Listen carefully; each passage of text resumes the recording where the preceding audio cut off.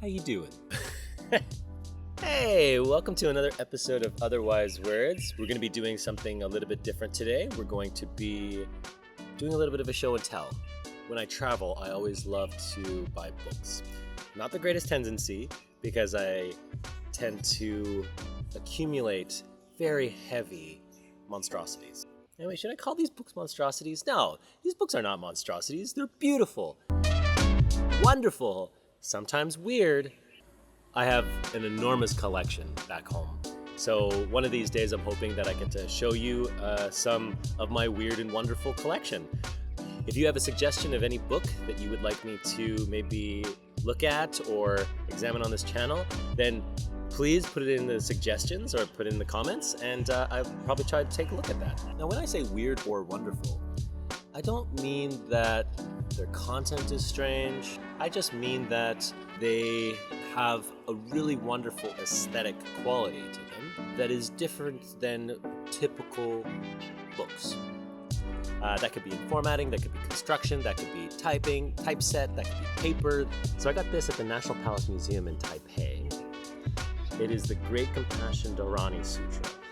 The full name is here, maybe here, somewhere around. It's a long title, but essentially it translates to the 1,000 hands and 1,000 eyes of Guanyin, the Great Compassion Dharani Sutra. Without further ado, let's get unboxing. So this copy comes in a carved wooden box. Now, the Great Compassion Dharani Sutra is one of the most widely read and recited texts in East Asia that centers around the Bodhisattva Avalokiteśvara, better known in East Asia as Guanyin or Guanyin. The scroll itself is in a concertina style, which is typically in English it's called an accordion binding. This is the traditional folding format for Buddhist scriptures. Now, this copy is printed on textured paper with gold ink. Reciting this sutra is believed to clear karmic obstructions, heal illness, offer protection, not metaphorically, but through spiritual action. It's a visual dharma. Now, even though I purchased this book a couple weeks ago, I actually hadn't opened it up and looked at it until now, and it just kind of blew me away at just how textured and detailed it was. Guanyin is a figure that often appears in a lot of different sutras as someone who shapeshifts into something that can help support you. So in the Universal Gate of the Lotus Sutra, for example, Guanyin takes any of the form, whether you be a sailor or whether you be a monk or... Now, the most amazing part about this rendition of the sutra is that it has visual manifestations of Guanyin with 1,000 arms and 1,000 eyes. And the idea here is that each eye sees the suffering and each hand reaches out to help. And this is kind of in direct reference to our limitless capacity to respond to the world's pain.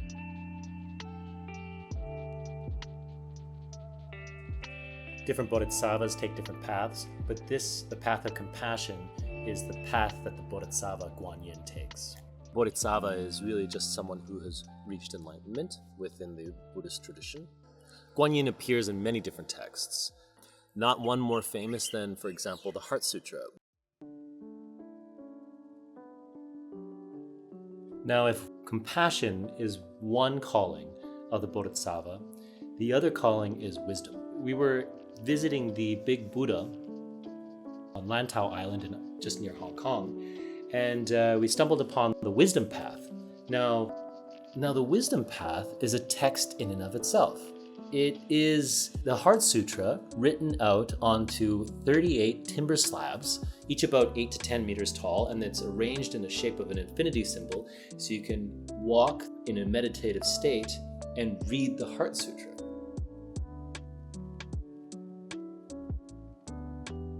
Well, the Heart Sutra discusses more the concept of, I'm going to call it nilling, but it's also non-existence or the void, right? Or nothingness. And You have to be very careful because oftentimes people associate nothingness with nihilism. That's not the case here at all. The contemplation of nothingness is actually very profound. In the Heart Sutra, Guanyin says, form is emptiness, emptiness is form, that is all there is. What Guanyin is saying is that there is no ritual, there's no drama, there's no suffering, there's no self, that all things, including Guanyin themselves, are empty of fixed identity. Take the image of a flower. A flower is not a flower. It is sunlight, rain, soil, air. It is the work of countless unseen causes. It becomes a flower in relation to us, but nothingness or emptiness are the spaces where everything is possible.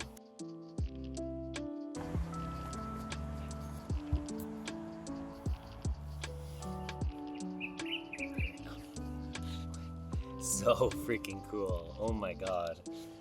Absolutely fabulous. It's just like so much texture and so much history. I'm gonna have to do some translations later to understand more about kind of each section. I have a general understanding of the basic concept behind it. I didn't expect there to be so many pictures of what I believe are different incarnations of Guanyin. And so, for example, it goes back to the title of the sutra, Guanyin of 1,000 eyes and 1,000 hands. Everywhere from a lady of the court to sometimes horrific demonic figures or demonic looking figures. There are certain figures in Chinese folkloric mythology that take on different guises in order to protect people. So for example, some of them look quite frightening and act as gatekeepers to the underworld to keep people safe, to keep spirits from coming from the underworld into this world. Oh no! Ah! Throughout the book, you'll see the seals, as you can see here, of the people who wrote these books, or compiled or put them together.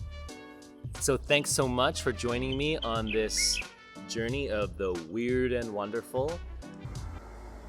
Buses, so many buses. Sorry that there are so many cuts in the video. I really wanted to do it in between the traffic so that you had a nice visual and not me just sitting in kind of like a dark coffee shop. If you have an example of some book that you feel is very interesting in and of itself, I would love for you to put that in the comments and I may make a video looking into that book. Ta-ta for now. See you next time. Bye-bye. Got it just in time. Just as the car goes by.